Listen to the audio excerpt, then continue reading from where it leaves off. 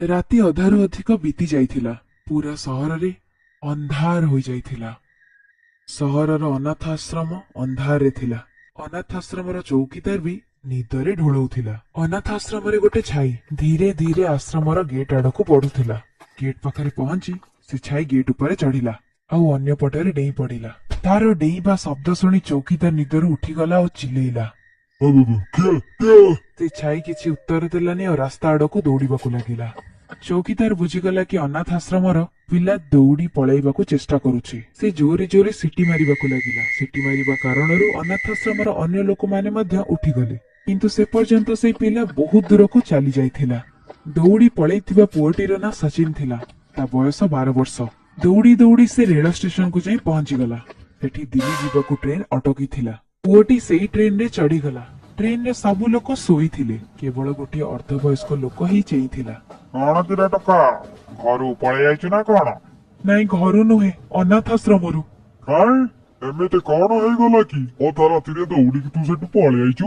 କାହିଁକି ନା ସେଟା ଅନାଥ ଆଶ୍ରମ ନୁହେଁ। କଣ ସେଇ ଶାଳ ଗଧ ଭଳି କାମ କରୁଥିଲେ।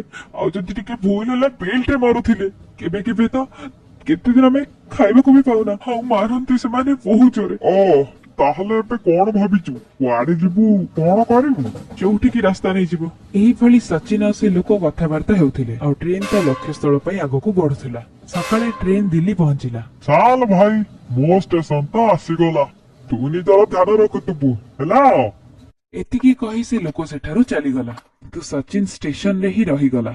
ଦିଲ୍ଲୀ ତ ପହଞ୍ଚିଗଲି, ଏବେ କଣ କରିବି? ସେତେବେଳେ ତା ନଜର ଆଉ କିଛି ପୁଅଙ୍କ ଉପରେ ପଡିଲା। ସେମାନେ ସଚିନ ବୟସର ପିଲା।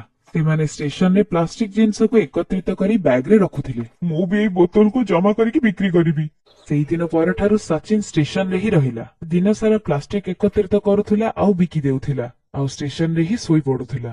ଦିନେ ଷ୍ଟେସନ ପୁରା ଖାଲି ଥିଲା। ସେଠି ଗୋଟେ କି ଦିଟା ଲୋକ ଥିବେ। ସଚିନ ବି ଶୋଇବା ପାଇଁ ଯାଉଥିଲା। ତେବେ ସେତେବେଳେ ତାକୁ ଗୋଟିଏ ଝିଅର ଶବ୍ଦ ଶୁଣାଗଲା।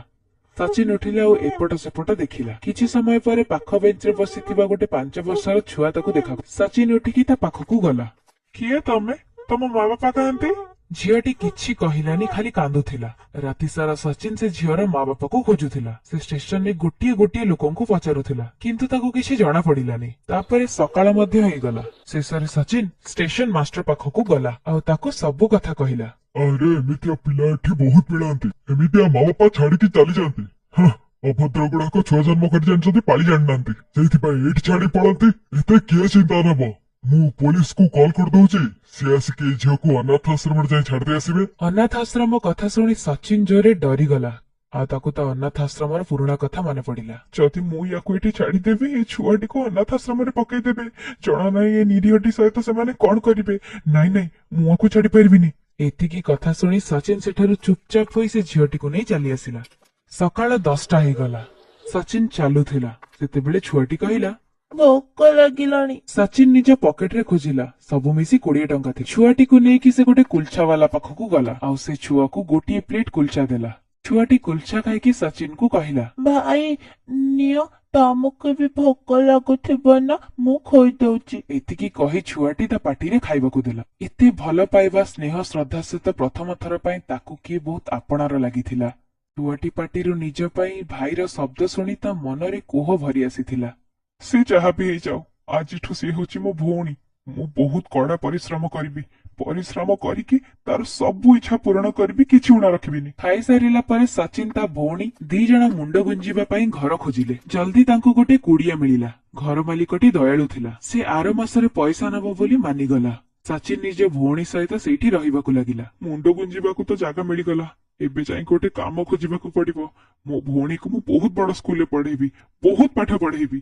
ଏତିକି ଭାବି କାମ ସନ୍ଧାନରେ ସେ ବାହାରିଲା। ଅଧିକ ଛୋଟ ବୟସ 12 ବର୍ଷ ହେଇଥିବାରୁ ତାକୁ କେହି କାମ ଦେଉନଥିଲେ। ଏପଟ ସେପଟ ବୁଲିବା ପରେ ସେ ଗୋଟିଏ ଛୋଟ ହୋଟେଲକୁ ଗଲା। ସେଇ ହୋଟେଲର ମାଲିକ ଗୋଟେ ବୁଢା ଲୋକ ଥିଲା। ତା ନାଁ ଟେକଚାନ୍ଦ ଥିଲା। ତାର ବି ଆଗ ପଛରେ କେହି ନଥିଲେ। ସଚିନ ଟେକଚାନ୍ଦ ପାଖକୁ ଗଲା ଆଉ କାମ ମାଗିଲା। ଏଇ ତୁ ଏତେ ଛୋଟ ବୟସରେ କାମ କାହିଁ କରିବାକୁ ଚାହୁଁଛୁ? ମୁଁ ମୋ ଭଉଣୀକୁ ପଢେଇବାକୁ ଚାହୁଁଛି। କାଇଁ ତୁ ନିଜେ ପାଠ ପଢିବାକୁ ଚାହୁଁନୁ କି? ପଢିବାକୁ ତ ଚାହୁଁଛି, କିନ୍ତୁ ପାଠ ପଢା ମୋ ମୁଣ୍ଡରେ ପଶେନି। କିଛି କାମ ଦେଇଦିଅନ୍ତୁ ନା ସେଠ। ସେଠକୁ ସଚିନ ବିଶ୍ୱାସନୀୟ ଲାଗିଲା, ତେଣୁ ସେ ତାକୁ କାମରେ ରଖିଲା। ଏବେ ସଚିନ ଦିନ ସାରା କାମ କରୁଥିଲା ଆଉ ତା ଭଉଣୀ ସେଠ ସହିତ ଖେଳୁଥିଲା।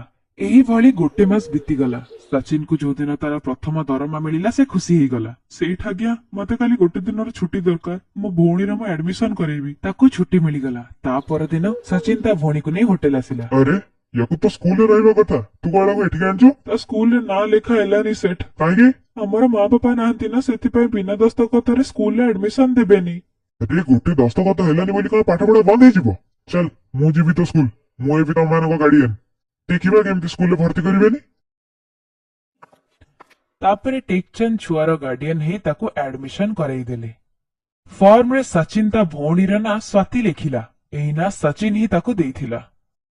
ସମୟର ଚକା ଗଡି ଚାଲୁଥିଲା। ସଚିନ ଆଉ ସ୍ୱାତି ଏବେ ଦୁଇଜଣ ବଡ ପିଲା ହେଇଗଲେ। ସ୍ୱାତି ପାଠପଢାରେ ବହୁତ ଭଲ ଥିଲା। ପାହାଚ ପରେ ପାହାଚ ସଫଳତାର ସିଢି ଚଢିଲା। ସେ ଯୁକ୍ତ 2 ପରୀକ୍ଷାରେ ପୁରା ଜିଲ୍ଲାରେ ଟପ୍ କଲା। ତାର ଭଲ ପାଠପଢା ଓ ଫଳାଫଳ ପାଇଁ ସହରର ବଡ ମେଡିକାଲ କଲେଜରେ ତାର ଆଡମିସନ ହେଲା। ସଚିନର ଖୁସିର ଠିକଣା ରହିଲାନି। ସଚିନ ସମସ୍ତଙ୍କୁ କହୁଥିଲା, ମୁଁ ତ କିଛି ହେଇପାରିଲିନି, ହେଲେ ମୋ ଭଉଣୀକୁ ମୁଁ ଡାକ୍ତର ନିଶ୍ଚୟ କରିବି। ସେପଟେ ଟେକଚନ୍ଦର ଦେହ ବହୁତ ଖରାପ ହେଲା। ସିଏ ଏବେ ହୋଟେଲ ବହୁତ କମ୍ ଆସୁଥିଲା। ଟେକଚନ୍ଦ ସଚିନକୁ ହୋଟେଲର ମ୍ୟାନେଜର କରିଦେଇଥିଲେ। ତାକୁ ସଚିନ ଉପରେ ନିଜ ପୁଅ ଭଳି ଭରସା ଥିଲା। ଗୋଟେ ଦିନ ସଚିନ, ପୁଅରେ ମୋ ଆଗ ପଛରେ କେହି ନାହାନ୍ତି। ଆଗରୁ ଭାବୁଥିଲି ମଲାବେଳେ ମୋ ମୁହଁରେ କିଏ ନିଆଁ ଦବ, ହେଲେ ଏବେ ଭଗବାନ ତତେ ମୋ ପାଖକୁ ପଠେଇ ସେଇ ଜିନିଷ ବି ପୁରା କରିଦେଲା। ତୁ ମୋ ପୁଅ, ଆଜିରୁ ଏ ହୋଟେଲରେ ଘର ସବୁ ତୋ ନାଁରେ କରିଦେଲି। ସବୁର ମାଲିକ ହଉଛୁ ତୁ।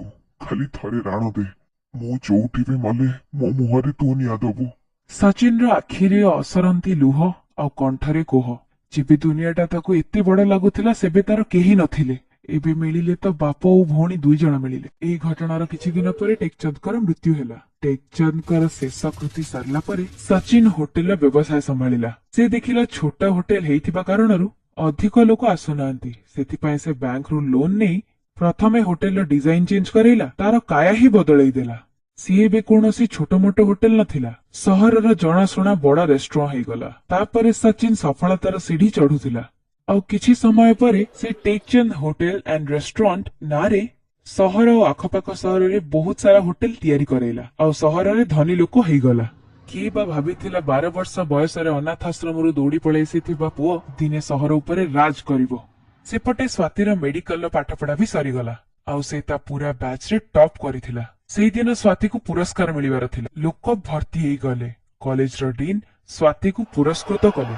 ଏଇ ପୁରସ୍କାର ପାଇବାର ଯୋଗ୍ୟ ମୁଁ ଯେତିକି ନୁହେଁ, ସେତିକି ଯୋଗ୍ୟ ମୋ ଭାଇ ସଚିନ। ଆଜି ଯଦି ମୋ ଭାଇ ମତେ ଷ୍ଟେସନରୁ ଉଠେଇ ନଥାନ୍ତା, ଜଣା ନାହିଁ ମୁଁ କୋଉଠି ଥାନ୍ତି। ତାପରେ ସ୍ୱାତି ନିଜ କାହାଣୀ ସମସ୍ତଙ୍କ ଆଗରେ କହିଲା। ଆଉ ଶେଷରେ କହିଲା, ଯଦି ଭାଇ ଚାହିଁଥାନ୍ତେ ତାହେଲେ ସେ ମତେ ଅନାଥ ଆଶ୍ରମରେ ଛାଡି ଦେଇ ପାରିଥାନ୍ତେ, କିନ୍ତୁ ନା, ସେ ମୋ ହାତ ଧରି ରହିଲେ।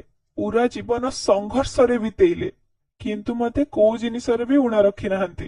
ଭଗବାନ ସବୁ ଜାଗାରେ ପହଞ୍ଚି ପାରିବେନି, ସେଥିପାଇଁ ମୋ ଭାଇ ସଚିନ ଭଳି ଦୂତ ପଠେଇଲା, ଯିଏ ତାଙ୍କ କର୍ତ୍ତବ୍ୟକୁ ପୁରା କରିବ। ବାସ୍, ୟାଠୁ ଅଧିକ ମୁଁ ଆଉ କିଛି କହିପାରିବିନି। ହଲରେ ଥିବା ସମସ୍ତ ଲୋକ ତାଳି ମାରୁଥିଲେ। ଆଉ ଗହଳି ଭିତରେ ବସିଥିବା ସଚିନ ଗର୍ବରେ ଆଜି ମୁଣ୍ଡ ଉଠେଇ ବସିଥିଲା।